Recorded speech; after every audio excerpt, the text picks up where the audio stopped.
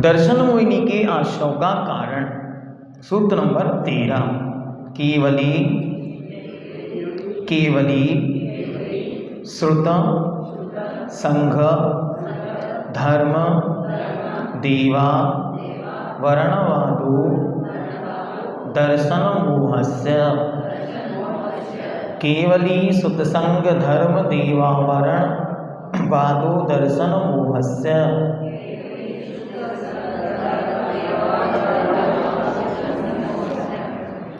पहला शब्द क्या है, पढ़ो सब एक साथ।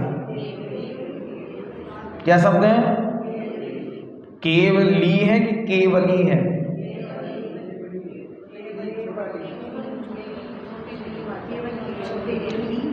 हाँ, सब शांत रहिए, आप बोलिए।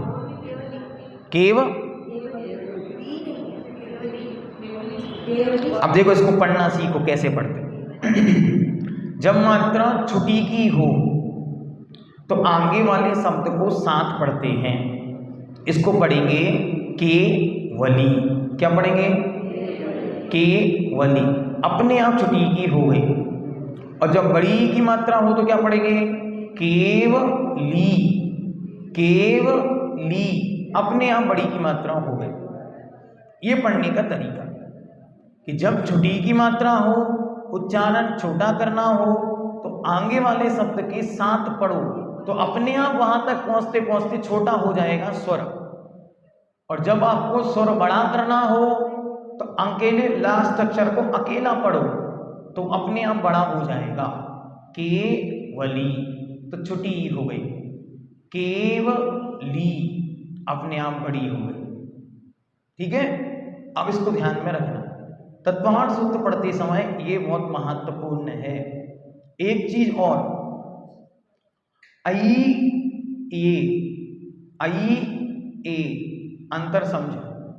आपका नाम क्या है?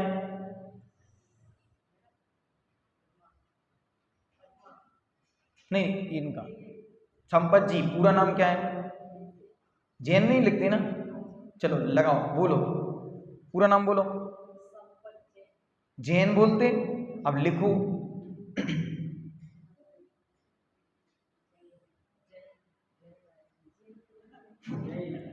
नहीं, जो बोला वो लिखो। हाँ, तो इस आदत को सुधारना है। हम बोलते हैं जैन, जैन नहीं है, जैन है। दो मात्राएं हैं। तो ऐसे ही तत्वार्थ सूत्र जब पढ़ो तो सोच नहीं बोलना, सौच बोलना है। ठीक है, ऐसे ही ध्यान रखना है। जैन नहीं है, जैन है। ऐसी विसर्ग को ध्यान रखना है। जहां जहां विसर्ग हैं उन विसर्गों को योगः, शांति ही, अलग से हा का उच्चारण पीछे से आए। प्रज्ञा, प्रधान, श्रमण, श्रमिद्धा का आ की मात्रा भी है, पीछे विसर्ग भी है। प्रज्ञा, प्रधान, श्रमण, श्रमिद्धा, ऐसे। ठीक है, तो विसर्गों को ध्यान रखना।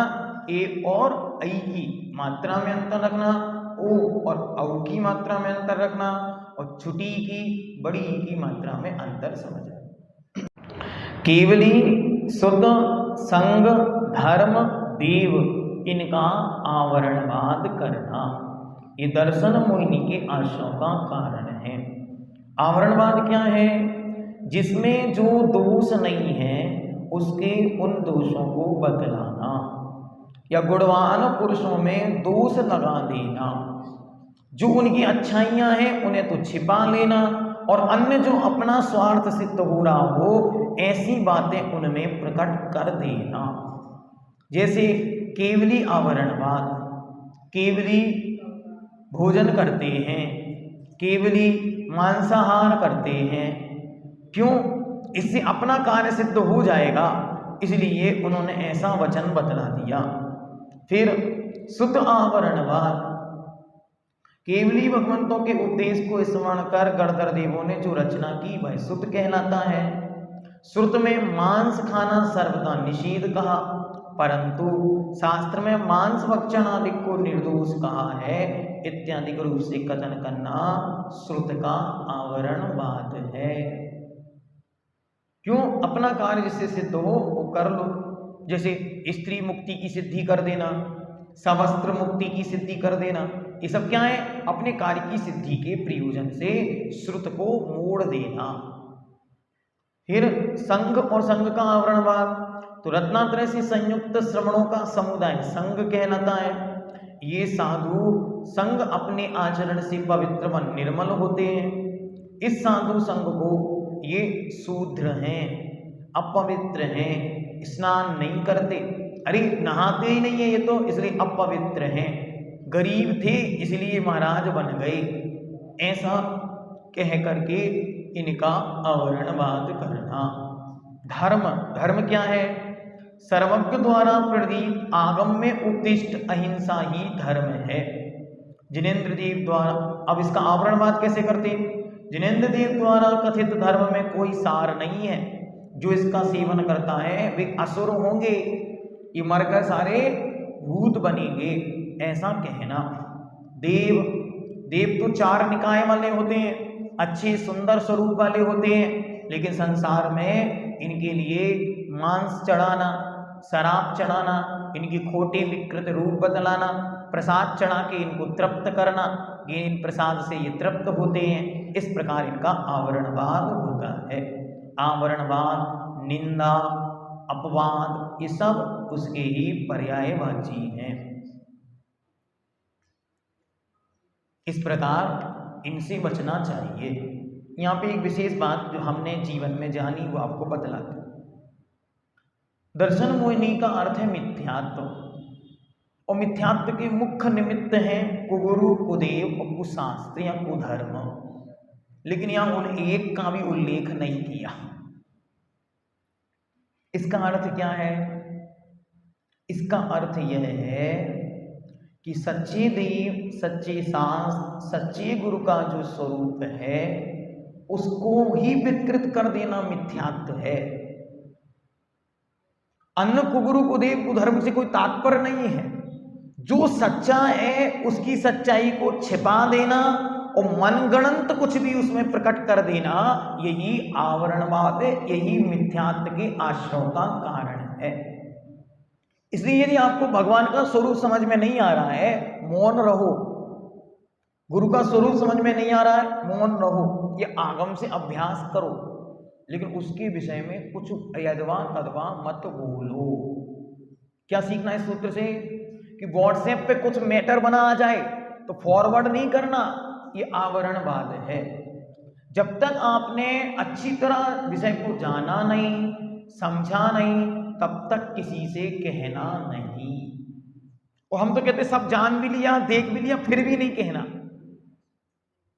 अगली बात, देव, शास्त्र, गुरु और धर्म ये अग्नि के समान होते हैं। जैसे अग्नि ताप के काम में आती है, अग्नि प्रकाश के काम में आती है, अग्नि पाचन के काम में आती है, अग्नि भोजन पकाने के काम आती है। लेकिन आप सोचो हम अग्नि में ही वास कर जाएं तो, अग्नि में डूब जाएं तो ऐसे ही धर्म, देव, गुरु, शास्त्र आदि जो हैं इनका सेवन आत्म कल्याण के निमित्त से किया जाए तो अच्छा है, लाभकारी है, अन्यथा आप बड़ी दिक्कत में पड़ सकते हैं। इसलिए अच्छी तरह इस विषय को समझो और मिथ्यात्व से बचें। जीवन में मिथ्यात्व ही एक ऐसी बीमारी है जो आज तक नहीं छूटी, और यही वो बीमारी है जिसने हजारों बीमारियों को आमंत्रित किया है। जैसे शरीर में एक ही बीमारी है, पेट की गड़बड़ी, उससे ही सारी बीमारियां आती।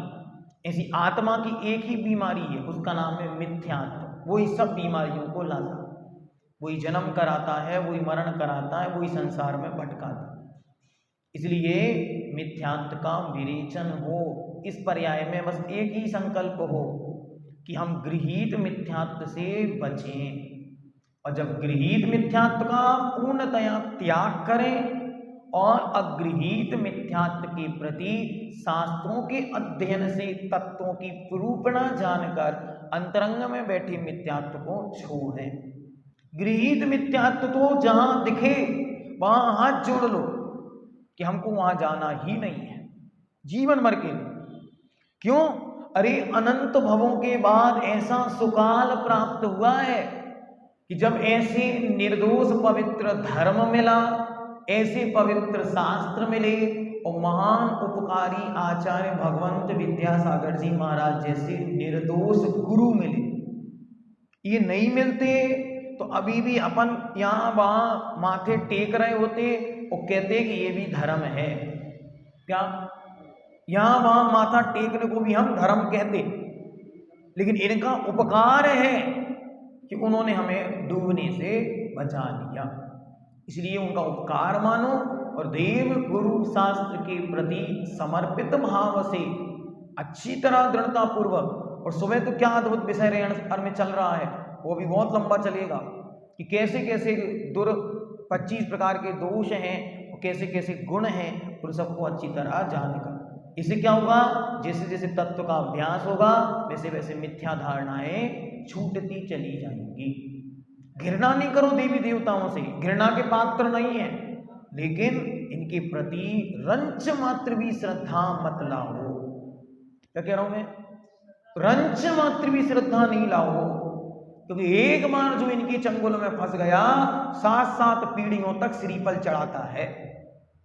इसलिए कभी भी विकल्पों में मत उलझो, नियम ले लो संकल्प पूर्वक, काय उत्सर्ग पूर्वक, ये भगवान अनंत जन्मों के बाद ऐसा वीतराग धर्म मिला है, बस आपकी वीतरागता और आपकी अहिंसा, बस ये दो हमारा धर्म बने रहे, हमें कुछ नहीं चाहिए, ना हमें स्वर्गों के सुख चाहिए, ना हमें इस जीवन में कोई वैभव चाहिए। जो मिला हम उसमें काट लेंगे, ठीक है।